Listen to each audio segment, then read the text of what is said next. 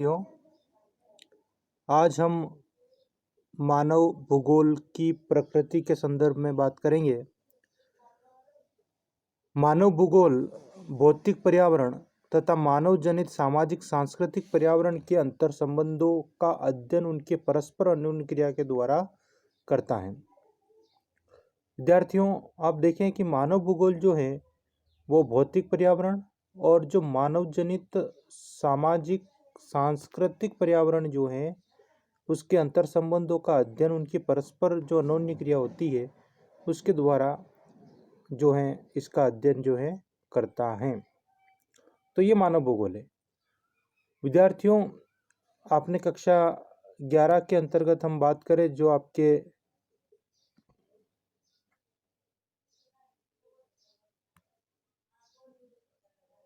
कक्षा 11 के अंतर्गत आपने भौतिक भूगोल के मूल सिद्धांत में भौतिक पर्यावरण के तत्वों का आपने अध्ययन किया था।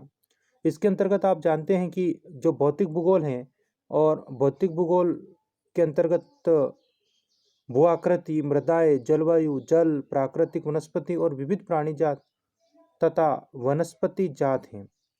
तो इनके सब के बारे में आपने ये चीजें तथ्य जो है इनको आपने स्टडी किया था या पढ़ा था इनको।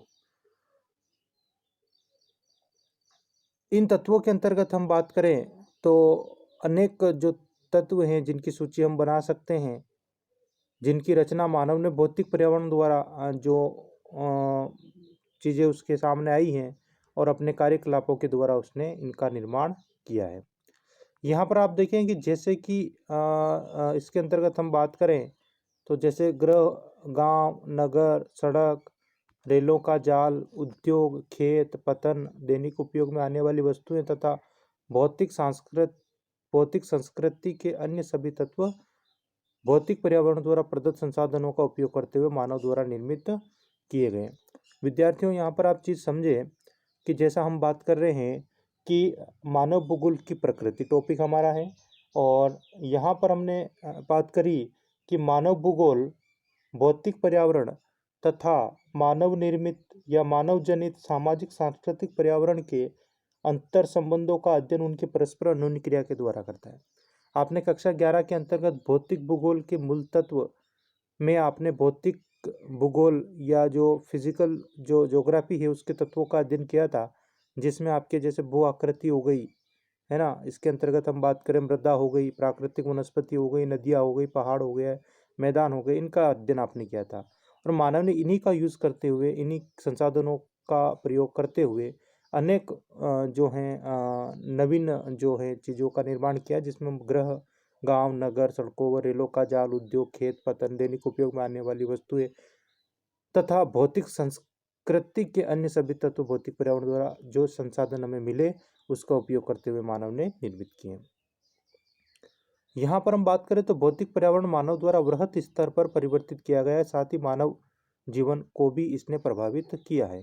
तो भौतिक पर्यावरण को मानव ने एक बड़े पैमाने पर, बड़े स्तर पर इसको मानव ने प्रभावित किया है और इससे जो है मानव भी प्रभावित हुआ है। तो यहाँ पर जो चीज़ है, सीधे अगर बात करें तो जो मानव भूगोल की जो प्रकृति है, प्रकृति के अंतर्गत यानी कि मानव भूगोल में हम मुख्य रूप से मानव द्वारा निर्मित जो संरचना होती है या मानव द्वारा निर्मित जो स्वरूप हमको दिखाई देते हैं या जिसको मानव प्रभावित करता है, जिससे मानव प्रभावित होता है, उन समस्त तथ्यों का हम अध्ययन मानव भूगोल के अंतर्गत करते हैं। विद्यार्थियों, यहाँ पर जैसे मानव भूगोल की प्रकृति को समझने के लिए आप ऐसे समझ सकते हैं कि जिस प्रकार से हम इतिहास में समय के संदर्भ में अध्ययन करते हैं, अर्थशास्त्र के अंतर्गत हम कीमतों का, मूल्यों का अध्ययन करते हैं, जीव विज्ञान के अंतर्गत हम जीवों का अध्ययन करते हैं, वनस्पति शास्त्र में हम वनस्पतियों का अध्ययन करते हैं, उसी भांति मानव भूगोल के अंतर्गत हम मानव का जो है अध्ययन करते हैं। विद्यार्थियों, यहाँ पर आप देखें तो एक दो तथ्य और आपके आते हैं, जिसमें आता है मानव का प्राकृतिकरण और प्रकृति का मानवीकरण। तो यहाँ पर इसको भी आप अच्छे से समझे कि मानव का प्राकृतिकरण क्या होता है, प्रकृति का मानवीकरण क्या होता है। दो विचारधाराएं होती है। पहली विचारधारा जैसे मानव का प्राकृतिकरण है तो इसको हम कहते हैं निश्चयवाद, या इसको हम नीतिवाद भी कहते हैं। और प्रकृति का मानवीकरण, इसको हम कहते हैं संभववाद। तो यहाँ पर मैं आपको इन दोनों विचारधाराओं को सीधे और सिंपल रूप से अगर आपको बताऊं तो मानव का प्राकृतिकरण से तात्पर्य है कि मानव जो है वो प्रकृति के ऊपर निर्भर करता है या पूर्णतया प्रकृति के ऊपर डिपेंड होता है, तो वो हो गया मानव का प्राकृतिकरण। और प्रकृति का मानवीकरण, यहाँ पर मानव नवीन आविष्कार या प्रौद्योगिकी की सहायता से प्रकृति को अपने अधीन करता है, तो वो होता है आपके यहाँ पर प्रकृति का मानवीकरण। थोड़ा हम इसमें देख लेते हैं आपकी डिटेल कि मनुष्य अपने प्रौद्योगिकी की सहायता से अपने भौतिक पर्यावरण से अनोन्य क्रिया करता है।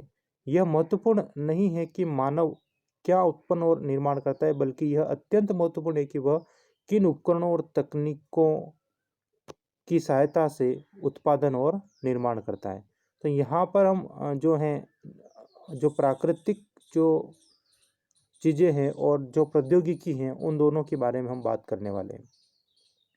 देखिए, प्रौद्योगिकी या जो तकनीकी है अगर उसकी हम बात करें तो प्रौद्योगिकी किसी समाज के सांस्कृतिक विकास के स्तर की सूचक होती है। जहाँ पर जितना प्रौद्योगिकी का विकास होगा वहाँ पर या उस देश में या उस क्षेत्र के समाज के सांस्कृतिक विकास का स्तर भी उच्च होगा। मानव प्रकृति के नियमों को बेहतर ढंग से समझने के बाद ही प्रौद्योगिकी का विकास कर पाया। हमारे पास जो तकनीक है या प्रौद्योगिकी है जिससे हम नवीन आविष्कार करते हैं या हम हमारे जीवन को आसान बनाते हैं, तो उसके लिए मानव ने प्रकृति के नियमों को बेहतर ढंग से समझा और उसके बाद उसी नियम के आधार पर जो उसने प्रौद्योगिकी का विकास किया। जैसे हम बात करें तो घर्षण और ऊष्मा की संकल्पनाओं ने अग्नि की खोज में हमारी सहायता की। आदिम मानव जंगलों में रहता था, उसने चकमक पत्थर के द्वारा घर्षण करने से या घर्षण किया तो उससे किसकी उत्पत्ति हुई, अग्नि की। और इस प्रकार से अग्नि की क्या हुई, खोज हुई। तो किस कारण हुई, घर्षण और ऊष्मा की जो संकल्पना है उसके आधार पर हमने अग्नि की खोज करी।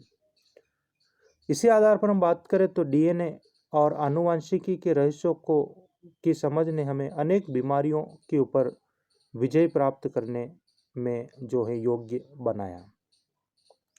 इसके अलावा हम बात करें ज़्यादा तीव्र गति से चलने वाले जो यान हैं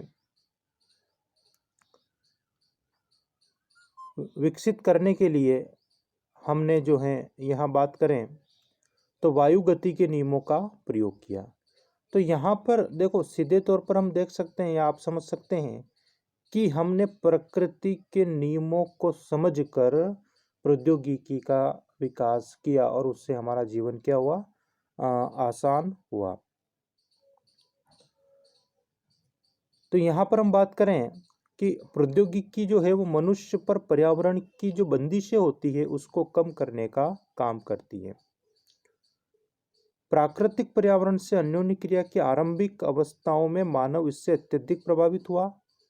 उन्होंने प्रकृति के आदेशों के अनुसार अपने आप को ढाल लिया और इस कारण यह है कि प्रौद्योगिकी का स्तर अत्यंत निम्न था और मानव के सामाजिक विकास की अवस्था भी आदिम थी। तो यहाँ पर हम बात करने जा रहे हैं मानव के प्राकृतिकरण की। तो इसको आप समझें कि मानव जो है आरंभिक अवस्थाओं में हम बात करें तो वो प्रकृति से काफ़ी प्रभावित हुआ। उसने प्रकृति के आदेशों के अनुसार अपने आप को ढाला और इसका कारण जो था वो था प्रौद्योगिकी का स्तर जो है वो न्यून था या निम्न था। और मानव के सामाजिक विकास की अवस्था किस प्रकार की थी, आदिम ढंग की थी। तो आदिम मानव समाज और प्रकृति की प्रबल शक्तियों के बीच इस प्रकार की अन्योन्य क्रिया जिसको हम कहते हैं पर्यावरणीय निश्चयवाद, क्या कहते हैं इसको हम, पर्यावरणीय निश्चयवाद कहते हैं। ये वेरी इंपॉर्टेंट है, ध्यान रखना है आपको, ठीक है, कि आदिम मानव समाज और प्रकृति की प्रबल शक्तियों के बीच जो अन्योन्य क्रिया होगी वो अपने आप में पर्यावरणीय निश्चयवाद होगा। और यहाँ पर हम बात करें तो प्रौद्योगिक विकास की जो अवस्था को हम बात करें तो वहाँ पर हम जो है एक प्राकृतिक मानव की कल्पना करते हैं। वहाँ पर प्रौद्योगिकी के विकास की कोई अवस्था या प्रौद्योगिकी का विकास नहीं होता है। मानव यहाँ पर प्रकृति को सुनता है, उसकी प्रचंडता से भयभीत होता है और प्रकृति की मानव क्या करता है, पूजा करता है। विद्यार्थियों, यहाँ पर हमने मानव का प्राकृतिकरण की बात करी। हम अगले नेक्स्ट वीडियो में प्रकृति के मानवीकरण की बात करेंगे। तो यहाँ पर आप समझे कि मानव का प्राकृतिकरण अर्थात मानव की आरंभिक अवस्था या मानव विकास की आरंभिक अवस्था जहाँ प्रौद्योगिकी ज्ञान का स्तर निम्न है तथा मानव आदिम ढंग से अपने जीवन बसर कर रहा है। ऐसी स्थिति में मानव प्रकृति को सुनता है, प्रकृति को समझता है, प्रकृति की भयावहता या उसकी प्रचंडता से भयभीत होता है ना। तो ऐसी जो स्थिति है वो मानव का क्या कहलाती है, पर्यावरणीय निश्चयवाद या मानव का प्राकृतिकरण कहलाती है। आपकी बुक के अंतर्गत हम बात करें तो एक जो है कहानी मानव का प्राकृतिकरण एक उदाहरण दे रखा है जो बेंदा मध्य भारत के आबू चमाड़ क्षेत्र के जंगलों में रहता है। इससे संबंधित जो एक आदिम या आदिवासी जो है उसकी एक कहानी है, इसको आप पढ़ेंगे तो और भी आप इसको अच्छे से समझ पाएंगे। धन्यवाद।